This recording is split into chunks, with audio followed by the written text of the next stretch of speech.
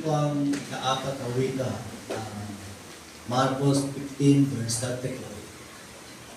Ito po magkakasabi. Nang ikatlo ng hapon, sumigaw si Jesus, Eloi, Eloi, lema, sa baktanay na kahulugan ay, Diyos ko, bakit mo ako pinagbayaan? Nabanggit din po sa awit 22 verse 1 sa pagkakasabi na nagpapahayag ng dakilang solusyon ng Ama sa pamamagitan ng kanyang anak na magbata sa krus ng Kalbaryo para sa katubusan sa kasalanan ng lahat ng tao. Binayaan ng Ama ang kanyang anak at isakripisyo maging buhay nito para sa atin. Si Jesus ang sumalo ng kaparusahan na dapat ay para sa ating lahat na makasalanan. Naging tagapamagitan sa ating Ama.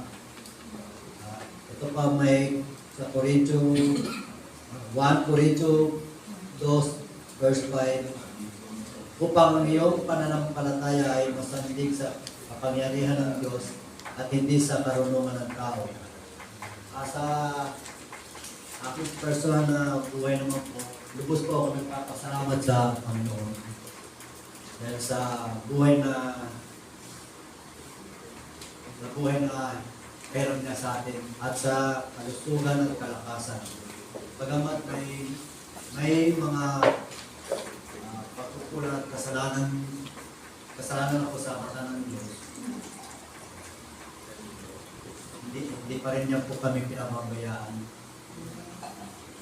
At kung ano mang problema dumating po sa buhay namin, maliit man po ito o malaki.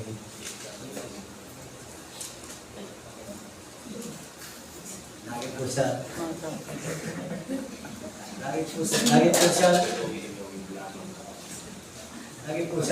sa amin.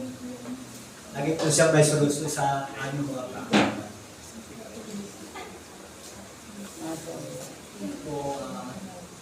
Kahit po minsan sa buhay ko po nagkakasala tayo sa Panginoon. Bagaman tao lang po tayo. Kahit anong kasalanan ko po, humingi po ng tawad sa Kanya. Madalas nalalangin ako na huwag niya kami pabayaan, lalo na po sa pamilya ko.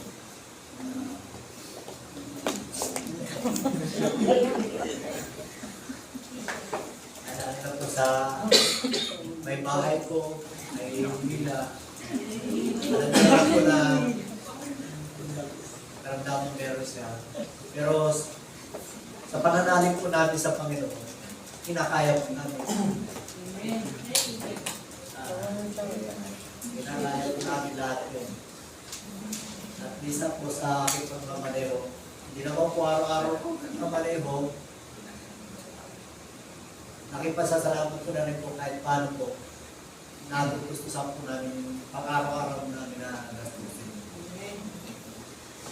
Minsan ka po, kung nakarang linggo po, itong linggo lang po, hindi ko po sinasabi sa asawa na tignan po akong madisgrasya.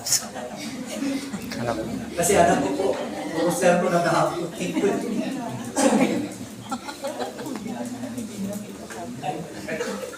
Ano po kasi na sa driver, kailangan malipot pang mata mo. Kailangan left and right, titingin ka. Sa akin po, ano nangyari, pag tingin ko po sa kaliwa, parating na po yung bus na biyahe sa Pampanay. Isang kalala po ang kulang bago kami sumabit. Buti po nakabit ko po kami sa kanan. Hindi po alam ng amo ko na putik na kami. Ako na pong nakakaalam. Kaya po lubos po ako nagpapasalamat sa Panginoon. Paggabay na sa amin, kung ano man po yung mga pangailangan namin, ibinibigay na po. Hindi man po ngayon o bukas, natural na po mag-antay po tayo. Salamat sa paggabay na sa amin sa araw-araw at sa aming mga ginagawa sa araw-araw. Maraming salamat.